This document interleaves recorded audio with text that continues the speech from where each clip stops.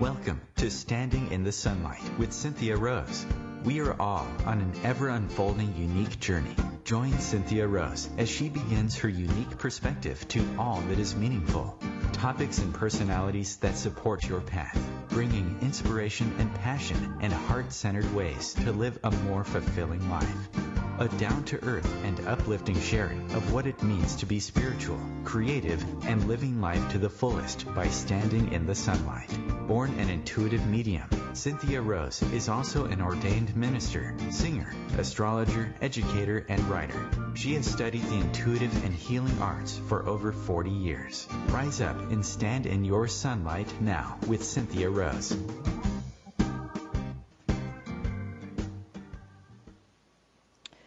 Well, hello everyone. I am excited to be back with you today in sunny Colorado. I'm looking out at snow that's melting away. And I did my exercise this morning, feeling the warmth of the sun on my back, and I had to share that spot with the dogs because they wanted it too. So thank you for joining me. And today we're going to talk about mediumship. What is mediumship? Oh, first I wanted to give a shout out to Mark and Kimberly, the show before me. Hello to you too.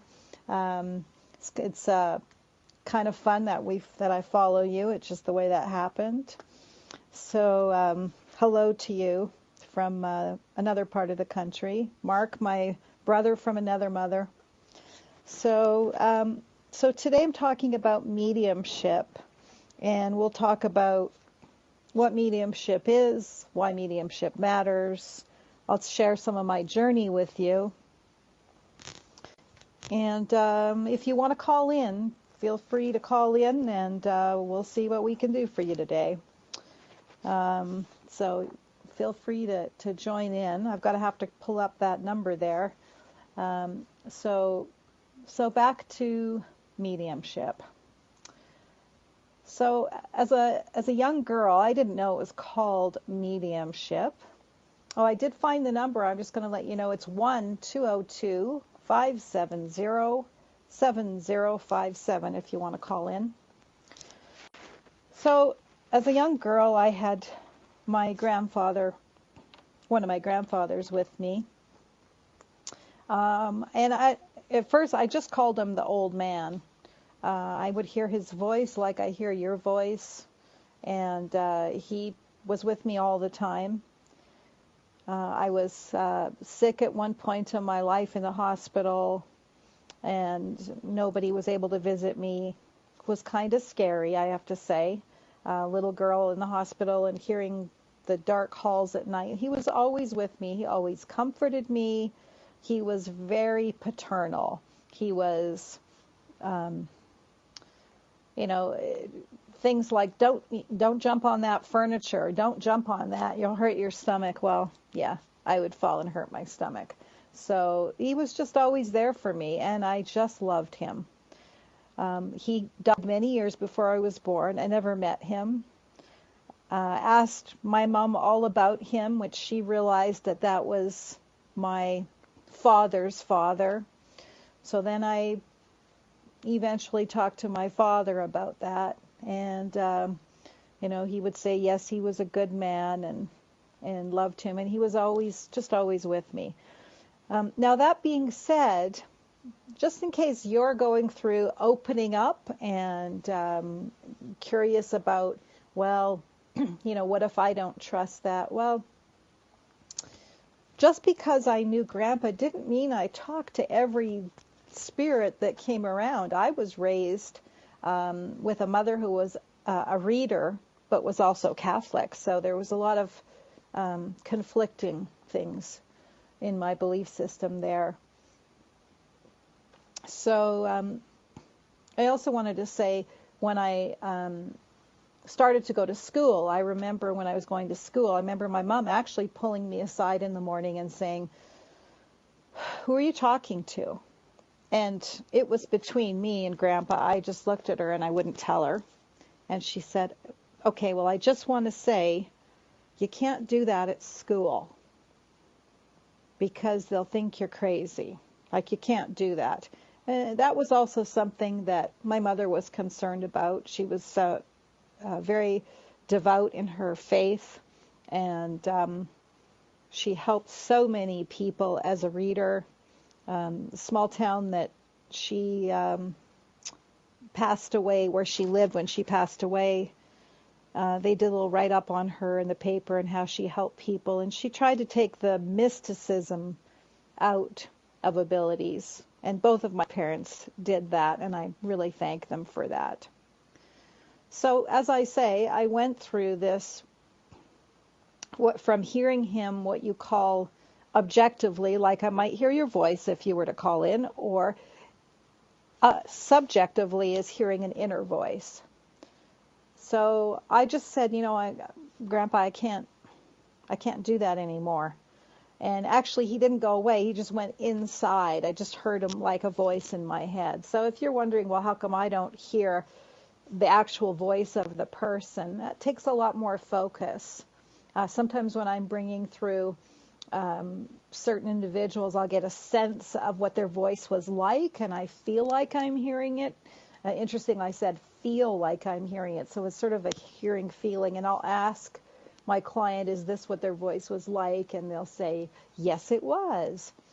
So that's, I think we can still do that, but it takes it's a different focus. So I'm growing up, and my mom was constantly saying, you're not supposed to know these things. How do you know this? How do you know that? But she, at the same time she encouraged it, she also wanted me to fit in. So, as a young girl, The Exorcist came out, and there was a lot of superstition and fear. And so I would have spirits come to me, and I would say, I can't talk to you. You're not my grandfather. I can't talk to you. I'm not supposed to. So that was a belief I had, I wasn't supposed to. And when it did happen for me, if I had, my husband and I could be in a restaurant, and, I'm waiting on a young man, and I could feel someone coming forth, I wouldn't say to him in a public place, I have this, I have a grandmother figure who's crossed over, and I would just start talking to him about what she told me. Are you in your third year of school? And, well, good for you. And, I would just make a conversation so that somehow I got her message through that way. And that's just the way I did it. I always think that if I'm out in public, I do something like that, if I bring through somebody and I just go up to someone and do that, there's a name for that. That's called a leaky medium. If you do that to someone and then they get in their car and then they have an accident because they're completely unsettled, wouldn't you feel awful? Well, I would. So I don't do that. But at the same time, there are always rules have exceptions to rules. So that's why I'm highlighting this to share something else with you. So as a very young adult, my mother was not passed into the spirit world right away, but she did pass into the spirit world. She did come to me before she passed. She did tell me that she needed to go. And by all accounts, for all of us, it was like, no, you're too young. But she told me that she needed to go, which was her way of saying we all go when we're supposed to, I guess. So, and I can't say I really always believe that. I didn't believe that, but I know that for her and where she was and what it was in the big picture, it was her time, I guess. So as she passed into the spirit world, I'm feeling her all the time like she's right there on my shoulder. I've got my hand on my shoulder now, right there, always there, telling me things. It was pretty strong. And I was not grieving. I want to say in some ways the grief was held back while I had this connection with her. And I finally said to her, Mom, you're coming through pretty strong. I want to make sure that's you. That's, I've been taught to not trust this, and I sure think that's you. So a friend of mine, I can't remember his last name. His first name was Anthony, but he He used to read at a Japanese restaurant, and he asked me to come and sit in the restaurant if people wanted to come in and have readings. And I mostly did this at home way back when. And I'm in my 20s at the time, and he said, would you come? And I said, well, what if I'm not clear? You know, I happen to be grieving, so what if I'm not clear? I'm not reading correctly. And he said, well, you can turn it down. I just want you there. So on this particular day, I go in, and I'm sitting there, and I'm thinking, I've got to clear up. Clear to me is this sense of feeling of being in a fog or being clear. And when I first got there, I felt a little foggy, and so I was just sitting there in the silence. And about a half hour went by, and an older lady walked in, and she was going to sit down. And I checked, and I went, yeah, I'm actually clear. I'm okay. So she sat down, and I started to read for her, and my mom was coming through my head, looking left and right at her. What do you want? What are you doing? You didn't come for a reading. Why are you here? While I'm trying to read this lady's cards, okay? And I'm thinking, okay, this is bizarre. I'm like, Mom, what are you doing? So it felt very strange for me because she was so strong, so protective. And I'm like, Mom, I'm trying to do a reading here. What are you doing? So after I finished, and the lady was quite guarded and serious, and, you know, she was not making it easy for me to read, let's put it that way. And she was probably, I'm going to say, maybe around 60. So at the end of the reading, she said to me, you know, I came in here to expose you because you looked far too young to be doing this. But you've done a fantastic job. I want to give you a hug, and I want to encourage you to keep doing this. I'm a reader. Okay. And she left. Well, now I understood what my mom was doing. My mom was saying, I know this woman is coming in, and her intent is to be harsh with me, and my mom was wanting to protect me. And my mom, I have to say, didn't necessarily trust someone because they were a reader, because there was a lot of, there was charlatans in that field, she said. So not everybody was true, she said. So that's why she was busy trying to check her out. What do you want with my daughter? So that was such a bizarre experience to have her that close to me, feeling her, that I said, you know, Mom, I need you to bring a message to me from someone else, because that was so close to me that I'm beginning to wonder, like, should I go to a psychiatrist? Because that was too close. And I didn't like that, but I want to make sure. So if you don't bring someone to me in 2 weeks, I'm going to go and make an appointment, because that was bizarre. So I guess it was like a week or 5 days or something like that. And I hadn't been out in a long time. I had a young son. And so a friend and I were going to a place, Charlie Brown's, I think it was. Anyways, we were going to this place, and we were going to have appies and a drink and just catch up, an old school friend. And as we walked in, I really had to go to the bathroom. I'd been looking for parking for a while. So I came in, and we ran into a third person that we didn't know well, but we knew, and so she was going to join us. So I rushed off to the washroom. I'm standing there, and it's probably pretty clear that I have to go. And as I'm standing, there's a lineup. This lady I'll be forever grateful to. She had very thick black hair, long, I would call her like 3 heads of hair. She looked at me and she said, is it your son's grandmother that passed in the spirit world, or is it your grandmother that passed, 6 months ago or something like that in the last year? And I said, how do you know I have a son? And he was always with me.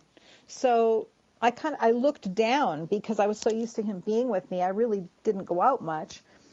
And I think this was maybe the first time I'd been out without him. And then I went, his grandmother? And I went a little white, I have to tell you. She said to me, well, I have a message from her. And she had 2 moles in the center of her hand. And she put her hand up and she said, I am a gypsy and I do bring messages from the other side. So she didn't say the word medium. She just said, I have messages from her. So she said some very personal things to me that probably didn't make sense to her. And then she said, keep hope, which was something my mom would say. She'd say, keep hope. And I said, I understand. But one of the last things that she said to me was, she wants you to know she's always right here. And she tapped my shoulder. Well, that was all I needed. After that, I was good. And so at that point, I was like, okay, Mom, I know you're with me. I can trust this. I can trust you anyway. So I would say I've built up my trust for the spirit world. I didn't just blindly, automatically say I trust everyone because they're in a spirit. Just like you don't necessarily do that here because it's the same feeling. The way you are here can be the way you are there. It just depends. So I just have grown to build such a trust and love for the spirit world. They've never steered me wrong. They don't have their egos anymore. They see maybe the effect that they've had on others in this life, and they pass into a world of love. So I see here that we're going to go to a break. And when we come back, I just want to remind you, you can call in at 1-202-570-7057. Hold on, we'll be back in a couple of minutes.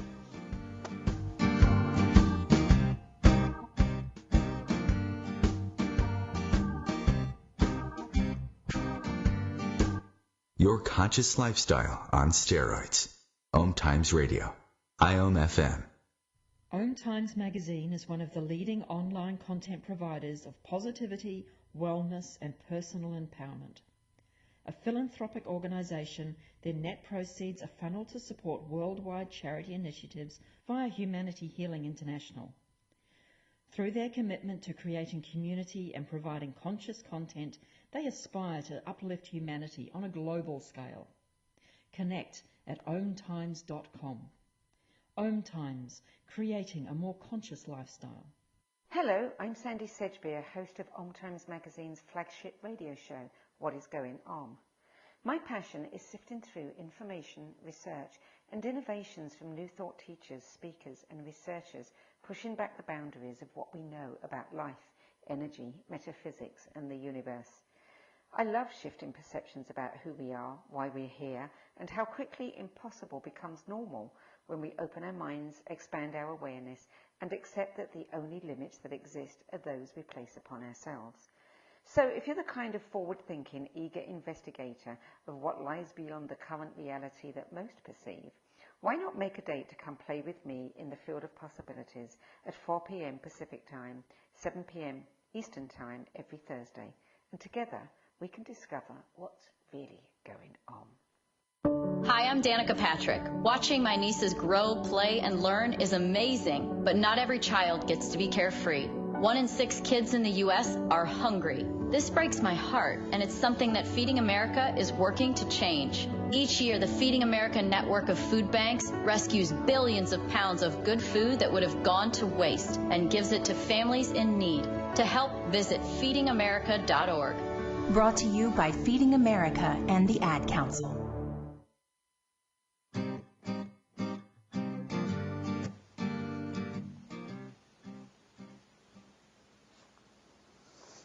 We're back. Thanks for staying with us. And here I am talking about me in the spirit world. I've just been sitting here and felt the presence of a lovely young man here. So as we're talking about mediumship, I know that there's some of you out there that have lost loved ones, different reasons. I just wanted to share some of So mediumship is what it is, what I feel with the spirit world. So we are having this experience in a body, but we are spirit. Our souls are having this experience here. I am Cynthia-Rose in a body, but I am a spirit, much, much more than just my body. And so we have this physical existence. And I think the reason that mediumship is getting so much stronger for many, and I have to say, I've never seen so many people so aware of the spirit world, wanting to be aware of the spirit world. And I think that's because we're coming into a time when we need to recognize who we are, what we are. We're not separate from each other, although we certainly create a lot of tribes. And this kind of brings me into something else I was going to talk about at the end, but I'm coming there now, so we'll go there now, is that the more we break into little tribes of I'm right and you're wrong, that's how we get war. That's how we have people standing I'm right, you're wrong, and we're in a very powerful time right now when things are being highlighted. We're all responsible for the world the way it is, even if we don't realize it.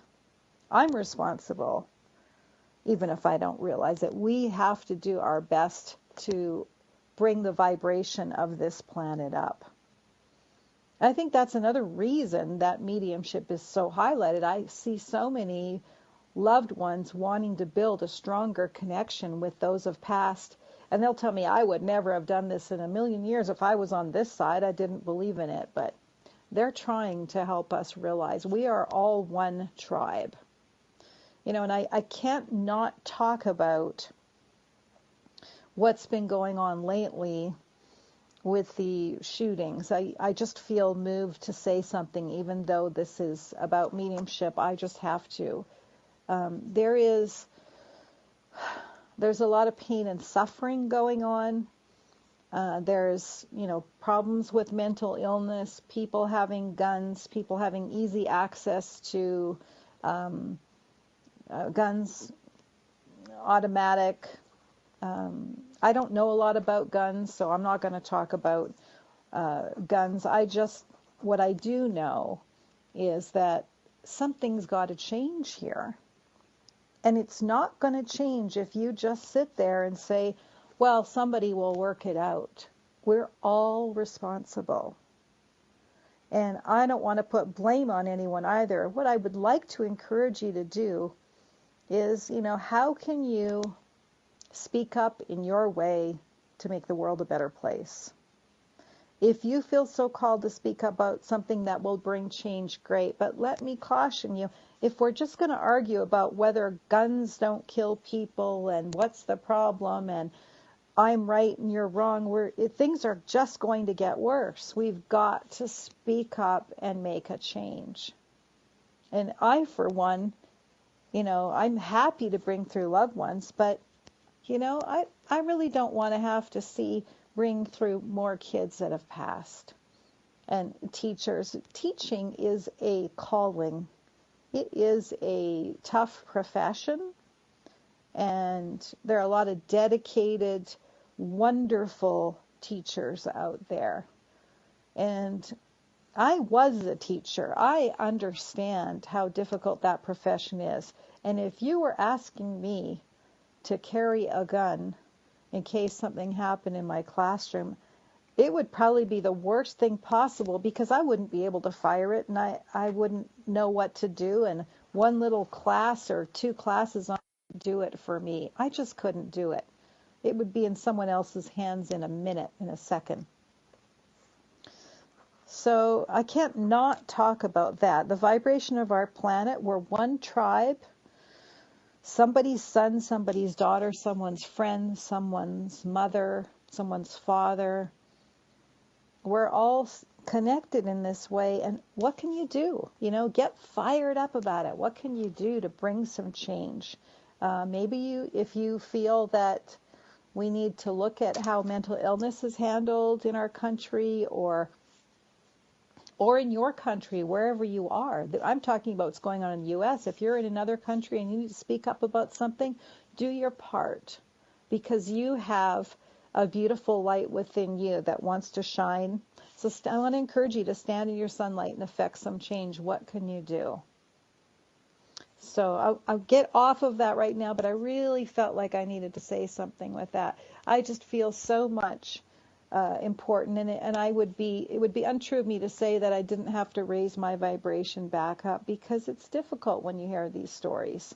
And I had to go through the grief and the misbelief of, why is it that there's talk in legislation but nothing's happening? Well, you kind of need to let people know, if you don't vote and you don't speak up, then why be upset about things happening, right? We're all responsible. So back to mediumship now. What I feel very much in the spirit world is that when I have somebody that's crossed over and they have done unkind acts or caused harm to others, I do feel the first thing they give me is an awareness of how they were. If it's a huge thing they are, sometimes I feel like, I want to say, it's just the way I feel it. It's not necessarily what it is. I'll feel like this ball of heaviness that they need to talk about. And then I have to listen to find out what that is. So nobody passes into the spirit world without an awareness of how they affected someone else. We will all understand how we affected each other when we pass. If we did something to make a difference in this world, if we were deliberately trying to do kind things, we'll feel good about that. We'll be aware of that. People that commit crimes, or people that, if there's been abuse, they usually come through and say, oh, I had no idea, or they give a sense of who they were, and I'll feel a sense of an apology with them, and I get flooded with all these feelings of their awareness. So I just want to say, nobody passes into the spirit world without an awareness of what it is they've done and who they were. And the other thing I'd like to talk about is that, people talk about we're here to grow and learn. We can keep learning when we pass into the spirit world. I do not have the sense that we only grow here. Growth is optional, right? It's optional here, it's optional there. We can keep growing. So, and I have had some very interesting people come through. I had a minister. I know his belief was a belief that was not one that would include mediumship, but he was standing there in the church that he built, showing me who he was and proud of who he was and what he'd done, and also saying hello to me as a medium and saying, I get it, I understand. He wasn't showing me a regret about not believing it, but he was acknowledging. And I thought that was pretty cool. I liked for when people pass over, what is it like for you on the other side? What do you see? I have people that have had a lot of difficulty here will, show me that they're at a place where the healing is happening, where they're getting some help. It's free choice over there as it is here. That's how I experience it anyways. And I love when animals come through. It's so beautiful when you bring someone through and when I say, oh, and I've got like a dog on their lap or a dog at their feet, and then, I don't think it's their dog, but they're with them, and then the client will say, my dog just passed. I just love that, that they can be there. Because I know when we've got a couple, but when one of them passes, I know that he's so connected to me. I'm like, one day you're going to go, and you know what? I'll get to see you on the other side. So that love is not lost. So that's the other thing that I want to say. They are okay on the other side. And I've never had anyone come through and say, I'm stuck. They can be ruminating over something and show me that. But, we don't know. Is that them showing you that they ruminated over it So you can identify them, or are they still there? You really have to get more from them to see what they're trying to say. And I think the best connection between a medium and a loved one is when the speech that is coming through is true to what they would say and true to their experience here, and the other person, the sitter having the reading, understands exactly what that means. I love it when they say something exactly how they would say it. And some do and some don't.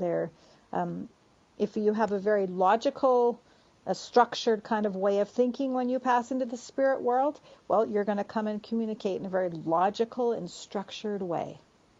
If I have somebody that has a very creative bent to them, they will be very creative in the way they communicate with me. So we take with us who we were, but there is a sense of freedom there. And I love them to show me, like, what is your heaven to you? What is that place like? And I love it when they say, well, I'm on a boat on the ocean. And then that client will say, oh, well, that was their favorite thing to do here. And it inevitably happens all the time. So I just want to mention, if you want to call in, it's 1-202-570-7057. If you would like to connect with a loved one, we can do that in all of the shows. You can call and do that, but I do have things to talk about. So back to this connecting with a loved one. If you're missing someone, please know they're okay. And please know that they're probably around you much more than you realize. And just think about it for a minute. You're an eternal being. When you leave here, now think of those that you love that you would want to be around. Well, I know for one, when I pass into the spirit world, I want to be with my son. I want to say hello to him and watch over him. I have friends I love. Of course I would. And that's the same for them. But we get in our busy day-to-day, mental, everyday things, and we may not realize all the ways they're trying to show you that they're around. You know, they may be trying to impress upon some attention with a particular bird or some lights, street lights popping on and off. They can phone you. Now, that is a wild one, I have to tell you. My husband's father passed, and the phone number no longer existed. And he was in the washroom. We were shopping, and it was sitting in the cart. We were food shopping. And he came out, and I said, your dad just called you. Like, the phone literally just rang. And I said, is that phone number still current? And he said, no, it doesn't exist anymore. Well, he phoned him. He was trying to get his attention. I thought that was pretty awesome. But there are so many different ways they try and get your attention. And you probably sweep it off as, oh, that was my mind. The mind blocks. And it also, the thing about the mind is you need a balance of a passive mind that isn't running all the time. You need that space in your mind to feel them. And then you also need the activity of listening actively. There has to be a balance of both of those in order to feel that communication. And so if we can take some time to slow down and feel your loved one with you. And speaking of that, I do have a free download if you want to practice connecting with loved ones. If you go to my website, Cynthia-Rose.com, and you sign up for my newsletter, you will receive a free short little meditation called Connecting with Loved Ones. I do not share emails. I won't spam you. So that's available to you at no charge if you would like that. And as you're trying to connect with them, a couple of things will come up. If you have lost someone and you're still in a heavy grieving process, then you could cry because that's what needs to release. So if that happens, you just have to be okay with that. And I've been through it myself. I've used this meditation to sit with. I lost someone very close to me. I asked him to come close to me and sit with me. And I was, it was pretty current after. And I went, wow, I miss your presence on the earth. So just because I'm a medium and I can connect doesn't mean I don't miss the presence of a loved one. We have to grieve the people that we miss. We can grieve their physical presence and yet know that they continue on. It's not a replacement, it's an addition. That we know that it's not goodbye forever. But, you know, the friend that I'm thinking of, I love to sit down and have a cup of coffee with them and talk with them. We could just talk for hours and hours and hours. And so I talk to him all the time, and he does answer me. So that's something I would encourage you to just send some love up to your loved ones right now if you're listening to this, and say hello to them. We are going to have a show where we talk all about signs from spirit. I'll be bringing another medium on with me, and Kim Moore and I will do a show on that in March. And that's just phenomenal, all the different signs and ways that they like to say that they're around. It just never ceases to amaze me. So remember to take time to say hello to them. Take a moment and remember that you're not just your mundane mind doing things every day, that a piece of you is still connected to them. And remember to acknowledge them. And I can hear the break music popping up. So we'll be back for the last portion of our show after this short break. I hope you'll stay with me. Thanks so much. Okay.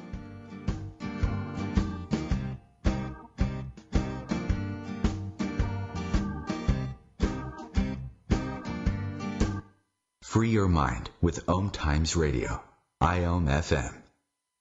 Ascending Hearts is no ordinary dating site, but a spiritual dating site with a purpose, to link you with your soulmate. We engineer the serendipity so you can trust that you will attune with someone that has the same matching vibration as you. Ascending Hearts, the conscious dating site for the spiritually aware. Try Ascending Hearts for free, ascendinghearts.com. Tune in to The Practical Intuitive, Mind, Body, Spirit for the Real World with me, host Robin Fritz, Mondays at 2 p.m. Pacific, 5 Eastern.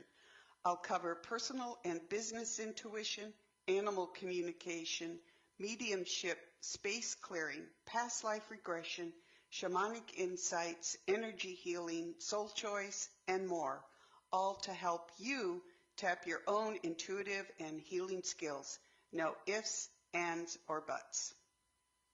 The average time a resume spends on an HR manager's desk is 7 seconds, and most of them are tossed aside. Now imagine if one of those resumes belonged to Yasmin, who was living in a shelter, juggling 3 jobs. I had to be resilient.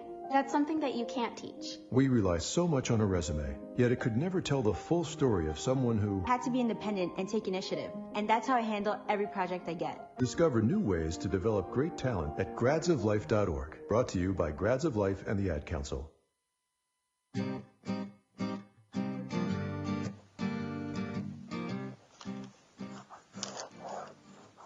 And we're back. Thank you for staying with me. And so one of the things I wanted to continue on with in connecting to loved ones, if you're not feeling them right now, that's okay. If you are, I hope that you'll trust it. If you're grieving, then perhaps you need your grieving. And grief can be a sense of blocking the deepest connection. You might think, I feel like they're around me trying to comfort me. And that's possible. To feel a real strong connection is to be more at peace with where they are and where you are, because you realize here and there are so close. So I've asked many people, do you feel them around you when you're grieving? They'll say, well, yes, but there's a little piece saying, but I'm still sad. When you really feel them, you really feel the joy that they're feeling, because they are not carrying the burdens, even though they may bring through regrets or concerns or worries. They're not in that state of mind. They don't have that. They're in a much better place.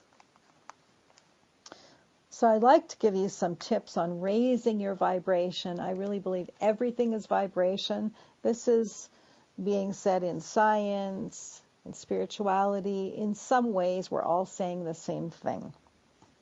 So simply, one of the best ways to raise your vibration is to laugh. It's impossible to have your vibration be lower and laugh. Laughter is, some people say laughter is the highest vibration, to be in laughter. So find something to laugh about. And I think that's really important nowadays, to find things to laugh about. We need to really focus our energies to make a difference in this world. Because if we're focusing on grief and concern and worry, that's vibration, that's energy. Everything is energy. It does not die. Energy just changes form. So if we're putting out a vibration of concern and worry, then that's what we're sharing with the world. That's the vibration. So we want to work on being in a place of what feels raising your vibration. Now, what works for me may not be the same for you. Meditation is a wonderful way to quiet the mind. And some people have a hard time sitting still, so that's why walking is so popular. That's why exercise can be popular. But you can turn exercise into a meditation by focusing your mind. And then it becomes good for the body and the mind. And that's what yoga really is integrating body-mind. So perhaps nature is your way to connect. I know for me, sitting by the ocean is always an amazing experience. When you think of that incredible power of the ocean and the moon effects on that ocean, I mean, that is power in the universe. And I just love to surrender into the power, and I encourage you to surrender into your own power. Another thing, music is a wonderful way to change your vibration or to be honest about your vibration. Maybe we need to hear a sad song before we have a happy song. Maybe we're holding that grief and we need to let it go. You can put on some music that helps you release that. You could be house cleaning. It is really a conscious intent. And we will do a whole show on music, because music is such a powerful vibration shifter. So that's something that, boy, we could just go on about that one. So if you have a interest in a creative outlet, then I would encourage you to follow that. For me, if I'm singing, the time just disappears. If I'm sitting in my studio playing and singing, time completely disappears, and I next thing I know, my husband will be saying, are you staying up all night? So it's one of those things that time disappears. If time disappears for you when you do it, that's something that helps you shift your vibration. So pay attention to where you are. If you're conscious of all your thoughts all the time while you're doing something, this is not necessarily going to help you. So crocheting is creative, but if we're putting all our worries, worry, and reinforcing worry while we're crocheting, it's not helping to clear things. We want to be releasing energies that are not serving us. So I would really encourage you to find what that is. What's right for you is not right for someone else. It's a very individual thing, because you're a unique individual. Yes, we have many things in common that connect us, one tribe. but it could be cooking for you. Time might disappear when you're creating recipes, for all I know. So one of the things that I wanted to make sure that I talk about too is something that I do, evidential mediumship, which is bringing through the evidence of that loved one and who they were on this earth. And then life continues. That's why we do evidential mediumship, is because it is a recognition that, yes, I lived here, this is who I was. And evidential mediumship ties into spiritualism, which has a long history. And spiritualism began with the Fox sisters. There's actually 22 accounts, signed affidavits of people that actually heard this, where these two sisters heard this knocking. And then they started to ask questions, like the mother said, well, what are the ages of my children? And they knocked how many times? And they started this communication, and then they were able to identify that it was a man who'd actually lived in the house they were in. And it's interesting, I've seen, the web has everything, so I've seen on the web where they say, well, this didn't exist, and yet there are signed affidavits that it did. So that's the one thing about the web, I guess you can find anything on it. I just know that we exist after. I just know. So I have had far too many experiences and so much evidence come through. But I wanted to talk a little bit about mediumship. Goes way back, and there's different kinds of mediumship. There's spiritual mediumship, where we're going to bring through only the evidence. There used to be more what we call physical mediums, and there was direct voice mediums. So I think Leslie Flint was a direct voice medium who would literally go to sleep, and his guide would bring through, trying to remember if his guide was Mickey or not, but would bring through messages for people in the audience. And he was actually, this just sounds horrible to me, he was actually tested one time where they put a bunch of plaster or something in his mouth, and they taped up his mouth, and they bound his hands, because they wanted to make sure he wasn't influencing in any way. It would be projected through a microphone. His guide's voice would come through and call for the people by name in the audience. And I guess they had a psychic society that was testing him. And after all of that, and he did that, I guess the way they put the plaster in, there was a slight crack in the plaster. So they said, well, they couldn't completely verify because there was a crack, which, can you imagine? Like having, like, say, a bunch of rocks in your mouth and it's taped? I mean, it's ridiculous. But he was a phenomenal direct voice medium. You know, Estelle Roberts, also another incredible medium, who built up a lot of trust for the spirit world. They worked with guides, and they brought up a lot. Estelle Roberts, reading about her is phenomenal as well. She had a pact with the spirit world, and the spirit world, you know, her guide helped her through some difficulty. You can read about it if you want to read her book. I've had the same thing where I felt the spirit world actually telling me about something that was going to happen, and that I would be supported, and that I need to trust. And that's happened to me, I guess, 2 times, and I absolutely trust, because mediumship without trust is not mediumship.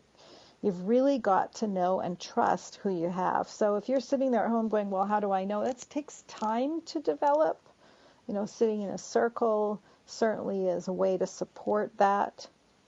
So it's not something that one just says, okay, can you give me the quick and dirty 3 things I need to do, and how come I don't have it down? It's been 6 weeks.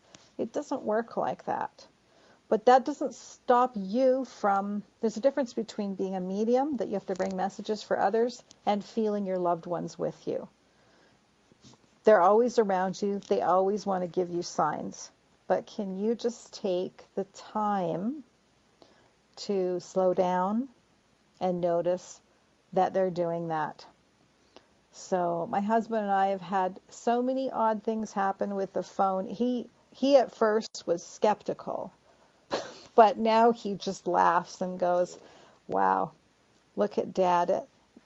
One time I was doing a reading and something funny happened with the phone and a 6 was flashing on it. And I thought, what the heck? And the lady said to me, well, he worked in telecommunications. So, that was evidential in a sense, but it sure at the time I was like, what's he doing with the phone? So they're trying to be around you. They're trying to let you know they're around you. If you don't want them around you, they don't have to be around you. It's not like anybody's haunting you. It's not like that. If you'd like to connect with loved ones, I'm just going to mention it one more time. You can go to CynthiaRoseMedium.com. And if you sign up for my newsletter, then I think there's a pop-up that comes or something, and you'll get an immediate download of connecting with loved ones. And I would encourage you to do that a couple of times a day. And just remember to be patient with yourself. Take time. What's a few minutes every day to just sit and be in the love of that loved one that is wanting to send you that love. And they're saying, hey, I'm still here. I once had a gentleman come for a reading, and it was his friend that was not sitting. And I said, I've got a mother that's passed. He said, no, my mother's not passed. I've got a lady here, and I'm describing her, and she's mom, and she's just passed. And she's jumping up and down saying, I'm still here. And he said, no, I don't have and I'm pointing, my arm is pointing at his friend.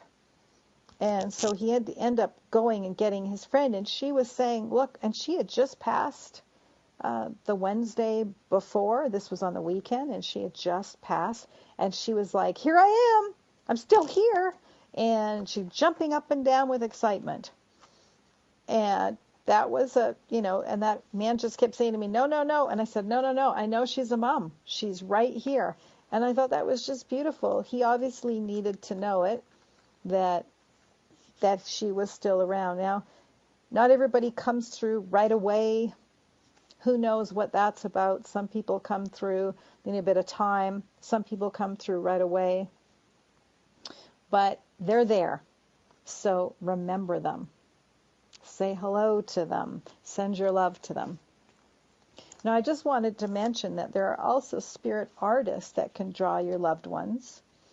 I actually had was working with a spirit artist, and I don't know if I have time to tell this story, but my friend that passed into the spirit world, he came into my dream and he showed me another incarnation of himself, and he had like a different body and different face, only I knew it was him, and he said, this is another lifetime. And I was going, well, I don't really know why other lifetimes matter at this point. And he said, this is me. And I went, so you're both people? And I thought, well, that's really odd. Well, then I was working with another medium who actually drew what my friend looked like in the dream. I hired him to draw.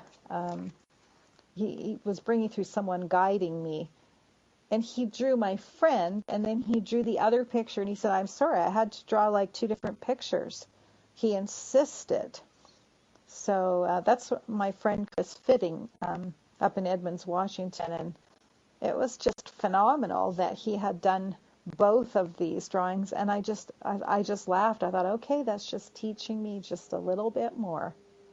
The whole idea of past lives. Spiritualism doesn't believe in past lives. I think that the important thing is we're responsible for our life here now. So if we get caught up in the drama of saying we're from a past life and that's why we can't deal with something, well, we're kind of missing the boat. I'm not here to say whether they do or don't exist. I'm here to say that we're responsible for our life here now. But I thought that was just beautiful for my friend to bring that through. And I'm grateful to him. So he continues to be around me, and he continues to make me laugh which I'm grateful for that too. So please know that your loved ones are around you. Oh, I wanted to also mention, next week we're going to laugh. I'm going to bring on Randy Sue Sunshine, and she has done telegrams for years, many, many, many years. I can't remember the exact, I think it was 1980 or something when she started. And we're going to talk about spiritual lessons through telegrams. It's going to be a really fun show. I hope you tune in. Please remember to like me on Facebook at Cynthia-Rose Medium. And there's a new page I've just started on Facebook called Developing Abilities Group. If you would like to have students practice readings, if you sign up on that, I have a way of getting in touch with you. You can also send me a note through my website, and because I have students that would love to practice for you. If you can't afford a reading and you'd like a reading, so go to Developing Abilities Group. So thanks for spending this hour with me. Remember to stand in your sunlight and hold on to that love within you. Stand strong. And I will look forward to seeing you next week. Thanks so much.